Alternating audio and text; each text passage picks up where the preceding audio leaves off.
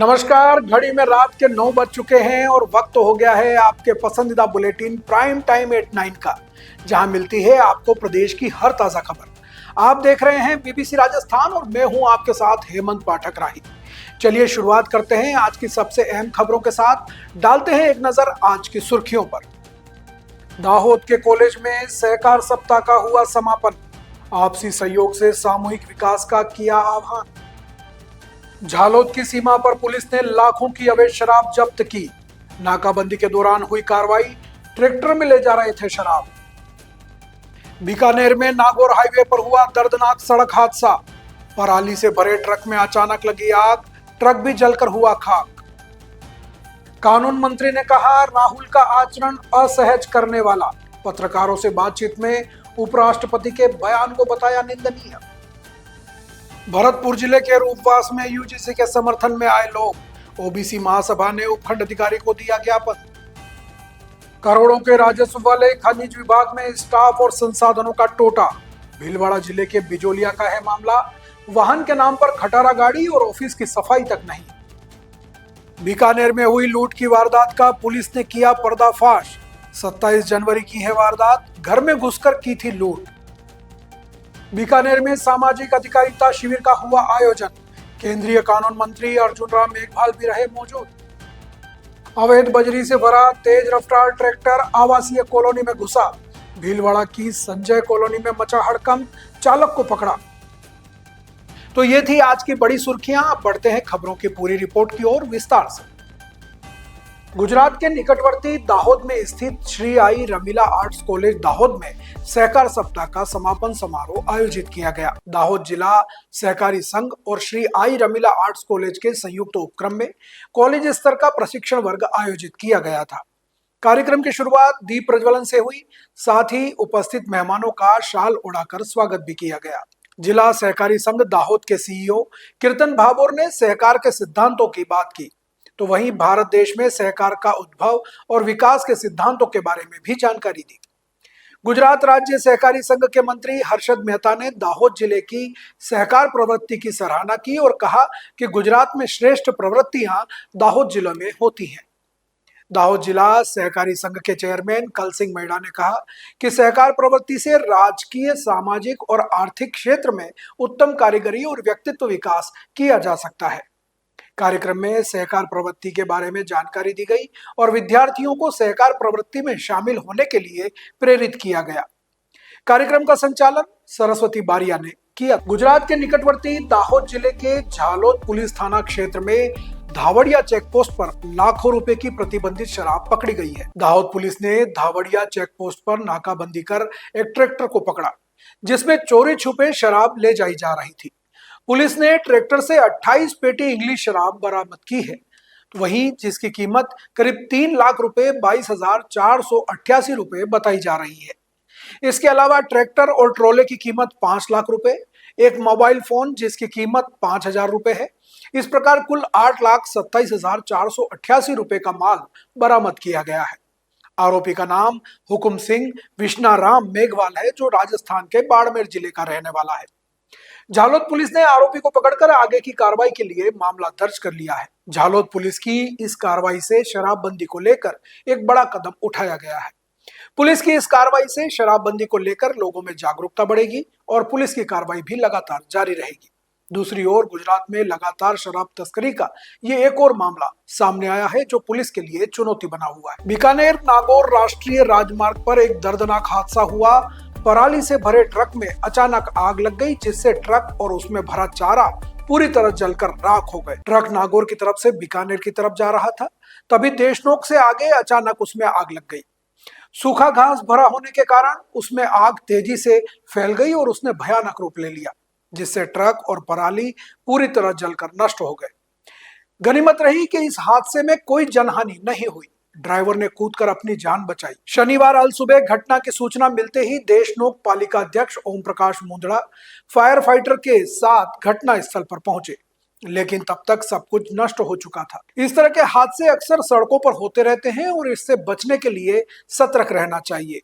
आग लगने के कारणों का पता लगाने के लिए जांच की जा रही है। बीकानेर में केंद्रीय कानून मंत्री अर्जुन राम मेघवाल ने पत्रकारों से बातचीत में कहा कि राहुल गांधी का आचरण कई बार असहज करने वाला होता है। उन्होंने गणतंत्र दिवस की परेड में बीच में जाने की कोशिश की, जिसे रोकना पड़ा।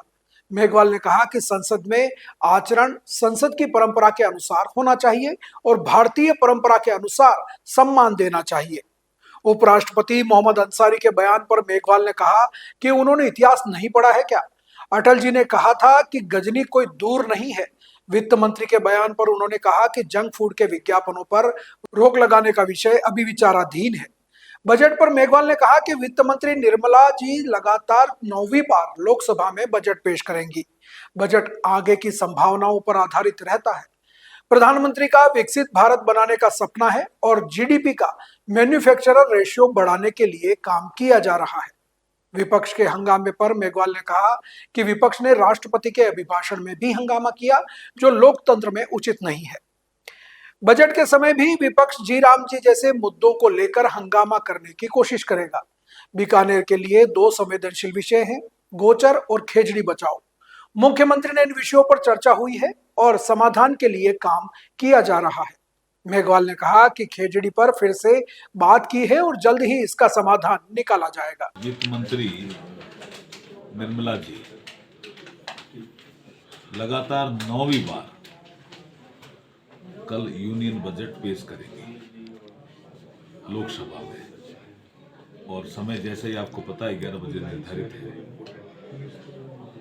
बजट जो आता है वो आगे की क्या संभावनाएं रहती है उस पर ज़्यादा आधारित रहता है। और विकसित भारत बनाने का जो प्रधानमंत्री का सोच है कि हमें भारत को विकसित भारत बनाना है, तो आपने देखा होगा कि कुछ इकोनॉमिक सर्वे में कुछ पैरामीटर आए हैं। जीडीपी का मैन्युफैक्चरिंग सेक्टर के साथ जो रेशो है वो कैसे बढ़े, जीडीपी का एग्रीकल्चर सेक्टर के साथ जो रेशो है वो कैसे बढ़े, हमारे जो इकोनॉमिक पैरामीटर है वो कैसे मजबूत हो। और जब हम सबसे बड़ी तीसरी अर्थव्यवस्था बनने जा रहे हैं तो हमारे इकोनॉमिक पैरामीटर मजबूत होने चाहिए। इस दिशा में बजट में बहुत सी चीज़ें आपको मिलेगी। कल इंतजार करिए, बजट बहुत अच्छा आने वाला है। मगर विपक्ष हंगामा कर रहा है इस बजट को लेकर। देखिए, विपक्ष ने तो राष्ट्रपति जी के अभिभाषण पर भी हंगामा करने की प्रयास किया, जो संसदीय परंपरा के एकदम उन्होंने अलग काम किया, उल्टा काम किया। मैं रादर ये कहूँगा कि उनका आचरण सभ्य नहीं था। प्रधानमंत्री जी सहित विपक्ष के दोनों नेता प्रतिपक्ष भी वहाँ मौजूद थे, सारे लोग मौजूद थे, विपक्ष के सारे लोग मौजूद थे, सत्ता पक्ष और विपक्ष के अधिकतर एमपी मौजूद थे। और राष्ट्रपति जी जैसे ही बोलना शुरू किया ही नहीं, उससे पहले आपने शोर मचाना शुरू किया। ये तो ऐसी परंपरा डाल रहे हैं वो जो लोकतंत्र के लिए कतई उचित नहीं है। और इसी तरह अगर उन्होंने बजट में कुछ डिस्टरबेंस करने की कोशिश की, देखिए मैं तो अपील करूंगा कि वो नहीं करें, फिर भी करी तो वित्त मंत्री जी का बिल्कुल निश्चित रूप से एक दायित्व रहता है कि वो बजट तो पेश करेगी, उनकी कॉन्स्टिट्यूशनल ड्यूटी है। लेकिन विपक्ष लगातार जी राम जी को लेकर के हंगामा खड़ा करने का प्रयास कर रहा है। हमने भी जब विपक्ष के नेताओं से ऑल पार्टी फ्लोर मीटिंग में बात की तो हमने कहा जी राम जी जब लोकसभा में आया तब बहस हुई, राज्यसभा में आया तब बहस हुई, फिर वो एसआईआर के मुद्दे को लेकर के भी चर्चा पुनः कराना चाह रहे हैं। हमने कहा एसआईआर की चर्चा लोकसभा में हुई, इलेक्शन रिफॉर्म के नाम पे आपने एसआईआर पे बोला, हमारे यहाँ से जवाब गया। फिर राज्यसभा में भी आपने इलेक्शन रिफॉर्म के नाम पे एसआईआर पे ही बोला। और उसके बाद बिहार में इलेक्शन जो हुआ, उसके बाद जनता ने आपको सबक सिखाया। उसके बाद और राज्यों में एसआईआर चल रहा है, ये इलेक्शन कमीशन की एक प्रक्रिया है। लेकिन फिर भी वो एसआईआर पे भी हंगामा करने की सोच रहे हैं। जो चर्चा हो चुकी है उसमें दोबारा चर्चा मांग रहे हैं। ये भी विपक्ष का एक आचरण है, वो संसदीय परंपराओं के खिलाफ। भरतपुर जिले में ओबीसी महासभा ने यूजीसी के समर्थन में एसडीएम रूपवास को ज्ञापन दिया है। महासभा के प्रदेश अध्यक्ष मदन सिंह कुशवाहा ने कहा कि यूजीसी बिल लागू नहीं हुआ तो उग्र आंदोलन होगा। उन्होंने कहा कि 8 दिसंबर 1953 को यूजीसी बिल का गठन हुआ था, लेकिन कांग्रेस और बीजेपी सरकार ने इसे लंबित रखा। कुशवाहा ने कहा कि ओबीसी, एसटी, एससी और माइनॉरिटी वर्ग का अनुपात 90 से 95% है, लेकिन भाजपा सरकार ने यूजीसी बिल लागू किया तो कुछ जाति वर्ग के लोगों ने विरोध किया। सुप्रीम कोर्ट, हाई कोर्ट में जनरल क्लास के जज होने की वजह से स्टे दे दी गई। महासभा ने भाजपा सरकार से निवेदन किया है कि यूजीसी का बिल पारित करे, नहीं तो ओबीसी, एससी और एसटी वर्ग को उग्र आंदोलन करना पड़ेगा। ज्ञापन देने वालों में वासुदेव प्रसाद, मनोज गौतम, गोवर्धन सिंह गुर्जर, उत्तम सिंह प्रजापत सहित विभिन्न ओबीसी, एसटी, एससी समाज के लोग शामिल रहे। आज ओबीसी, एससी, एसटी देश की बहुसंख्यक समाज जो देश में नवप्रकरण अपना भागीदारी रखती है, वो यूजीसी के पक्ष में आदरणीय एजेंसी को ज्ञापन देने के लिए आई है। मेरा मानना इस बात का है, जब इकोनॉमिक विकल सेक्शन ईडब्ल्यूएस लागू हुआ, किसी ओबीसी, एससी, एसटी वाले ने इसका विरोध नहीं किया, परंतु हमारे जनरल क्लास के भाई उन्होंने यूजीसी का विरोध किया। जो आज तक कहते थे कि हम राम को लाया है हम उसको लाएंगे, ये भी बिल जो प्राप्त किया है वो राम को लाने वाले ने किया है, अन्यथा इसका विरोध क्यों। दूसरा पॉइंट एक और है कि ये नारा दे रहे हैं जनरल क्लास वाले कि मुख्यमंत्री भैलाल तुझसे बैर नहीं, वो प्रधानमंत्री तेरी खैर नहीं। ये जातिवाद का नारा है, क्योंकि वो ब्राह्मण है। ब्राह्मण के पक्ष में आप पक्ष कर रहे हो और जो ओबीसी से मोदी है उसका विरोध कर रहे हो। मैं यूबीसी, एससी, एसटी माइनॉरिटी समाज यूजीसी का पूर्ण रूप से समर्थन करते हैं। मैं मदन सिंह कुशवाहा, प्रदेश अध्यक्ष ओबीसी महासभा एंड चक्का जाम कंपनी, राजस्थान। सरकारी खजाने को करीब 100 करोड़ की सालाना राजस्व आय देने वाले भीलवाड़ा खनिज विभाग के बिजोलिया में स्टाफ और संसाधनों का टोटा है। इतना बड़ा खनन क्षेत्र होने के बावजूद माइनिंग इंजीनियर सहित कुल 9 जनों का ही स्टाफ है। वहीं वाहन के नाम पर वर्षों पुराना एक खटारा गाड़ी है जो 3 लाख किलोमीटर चल चुकी है। ऐसे नाकाफी संसाधनों के बूते पर अवैध खनन और परिवहन पर लगाम लगाना मुश्किल ही नहीं, नामुमकिन और जोखिम भरा भी है। ताज्जुब तो यह है कि कार्यालय की साफ सफाई के लिए एक चतुर्थ श्रेणी कर्मचारी तक उपलब्ध नहीं है। गौरतलब है कि विभाग द्वारा साल 2024-25 में 84 करोड़ राजस्व सरकारी खजाने में जमा करवाया गया था। इस बार 25-26 के लिए 120 करोड़ रुपए का टारगेट मिला है। अब देखना यह है कि स्टाफ की कमी व संसाधनों के अभाव में यह टारगेट पूरा हो पाता है या नहीं। वहीं सरकार यहां पद भरने को लेकर क्या करती है, यह भी आने वाला समय बताएगा। 2 करोड़ की राजस्व देने वाले खान विभाग की हालत यह है कि यहाँ बिजलिया में न तो पर्याप्त संसाधन है, न पर्याप्त तकनीकी स्टाफ है। बहुत दुखद बात तो यह है कि यहाँ एक चपरासी तक, करिए बेहतर है कि घंटी सुनने के लिए चपरासी तक यहाँ उपलब्ध नहीं है। फिर भी तकनीकी कर्मचारी इस खटारा वाहन से 120 करोड़ का राजस्व का टारगेट है, इसको पूरा करने में दिन रात लगे हुए हैं। ये बहुत ही विचारणीय है। सरकार को ध्यान देकर तकनीकी स्टाफ उचित उपलब्ध समय पे करवा। बीकानेर पुलिस ने 27 जनवरी को शहर के कोतवाली पुलिस थाना क्षेत्र में हुई लूट की वारदात का पर्दाफाश करते हुए लुटेरों को पकड़कर जेल भिजवा दिया है। पुलिस का कहना है कि लुटेरों को पुलिस दोबारा गिरफ्तार कर रिमांड पर लेगी और गहनता से पूछताछ करेगी, जिसमें उनसे पूर्व रिकॉर्ड व लूटा गया माल बरामद को लेकर पूछताछ की जाएगी। 27 जनवरी को सुरेश कुमार बाठिया पुत्र स्वर्गीय सुंदरलाल बाठिया, उम्र 72 साल, निवासी सीपानी चौक, मावापट्टी ने एक लिखित रिपोर्ट थाने में पेश की थी, जिसमें बताया कि 27 जनवरी को करीब शाम 7:30 बजे वह अपने भतीजे सुनी बाठिया के घर से खाना खाकर अपने निवास स्थान पर पहुंचा तो उसकी पत्नी पुष्पा देवी बाठिया अर्धमूर्छित हालत में फर्श पर गिरी हुई थी। उसने जब उन्हें उठाया तो वह चिल्लाने लगी कि उसे मार देंगे।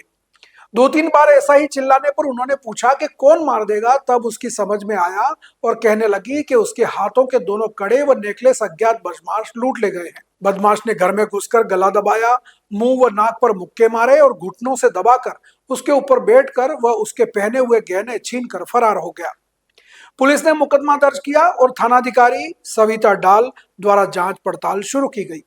घटना के संबंध में जैन समाज के प्रतिनिधि मंडल द्वारा भी पुलिस अधीक्षक को आरोपी की गिरफ्तारी के लिए एक ज्ञापन दिया गया था। पुलिस महानिरीक्षक बीकानेर रेंज हेमंत शर्मा, पुलिस अधीक्षक जिला बीकानेर कावेंद्र सागर व अतिरिक्त पुलिस अधीक्षक शहर बीकानेर चक्रवर्ती सिंह राठौड़ के निर्देशन में व वृत्ताधिकारी नगर अनुज डाल के सुपरविजन में थानाधिकारी कोतवाली सविता डाल के नेतृत्व में थाना स्तर पर विशेष टीम का गठन किया गया, जिस पर टीम द्वारा लगातार 36 घंटे दिन रात मेहनत करते हुए तकनीकी साक्ष्य, गोपनीय सूचना व परंपरागत पुलिसिंग के आधार पर अज्ञात आरोपी का पता लगाया गया। साथ ही आरोपी मोहम्मद आरिफ पुत्र हाजी अब्दुल रहमान उम्र 44 साल निवासी हमालों का मोहल्ला बड़ा बाजार व हाल गोपेश्वर बस्ती पीएन पैलेस के पास गंगा शहर को बापरदा गिरफ्तार किया गया। पुलिस आरोपी से पूछताछ कर रही है और अन्य मामलों का खुलासा होने की संभावना। बीकानेर में सामाजिक अधिकारिता शिविर का आयोजन राजकीय पॉलिटेक्निक कॉलेज मैदान में किया गया। केंद्रीय कानून मंत्री अर्जुन राम मेघवाल मुख्य अतिथि रहे। इस शिविर में 1014 वृद्धजनों को राष्ट्रीय वयोश्री योजना और 221 दिव्यांग जनों को एडिप योजना के तहत लाभ दिया गया। लगभग 1.35 करोड़ रुपए की लागत के 6,588 सहायक उपकरण निशुल्क वितरित किए गए, जिसमें motorised tricycle, wheelchair, walking stick, कृत्रिम दांत, नजर के चश्मे और श्रवण यंत्र शामिल थे। 27 दिव्यांगजनों को मुख्यमंत्री दिव्यांग स्कूटी योजना के तहत स्कूटी भी दी गई। इस अवसर पर सामाजिक न्याय एवं अधिकारिता विभाग के संयुक्त निदेशक LD पवार, सहायक निदेशक अरविंद आचार्य और एम्ब्लिको के कानपुर के वरिष्ठ प्रबंधक हरीश कुमार भी मौजूद रहे। चलने में प्रॉब्लम हो गई, सुनने में प्रॉब्लम हो गई, तो उनके आजकल उपकरण आते हैं। ये वयोश्री करके एक योजना है, प्रधानमंत्री नरेंद्र मोदी जी ने ही शुरू की है, तो जो हमारे सीनियर सिटीजन है उसके लिए बहुत ही उपयोगी कैंप। भीलवाड़ा के सुभाष नगर थाना क्षेत्र की संजय कॉलोनी में अवैध बजरी से भरा एक ट्रैक्टर तेज रफ्तार से गली में घुस गया, जिससे हड़कंप मच गया। गनीमत रही कि इस घटना में कोई जनहानि नहीं हुई, लेकिन बिजली के 2 पोल और 2 स्कूटी क्षतिग्रस्त हो गए।